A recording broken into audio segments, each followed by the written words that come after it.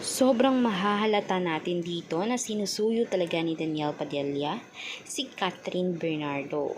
Halata namang nagsusorry siya, parang gusto niyang makipagbalikan, ngunit para kay Catherine tama na. Nabitawan na niya. Ang breakup ay nangyari na.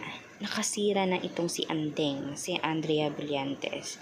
Kahit naman sabihin natin may isa pang naging issue din kay Danielle Padilla, ngunit siya talaga ay may maraming ebidensya si Catherine na laban sa kanya. Kaya nga, hindi na siya masyadong pinapansin doon sa ahasap backstage. Dahil nga mismo alam ng mga tao doon na talagang nakakadiri ang ginawa nila. Sana naman ay magpatuloy pang mag-grow ang career mismo ni Catherine. Kahit wala si Danielle ay talagang malakas naman ang pangalan niya. Malakas ang impact niya sa mga tao.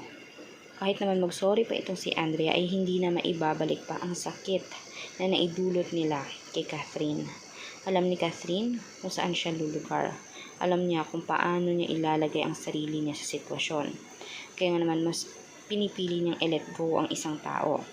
Kaya for more balita, kindly subscribe at mag-like ng video.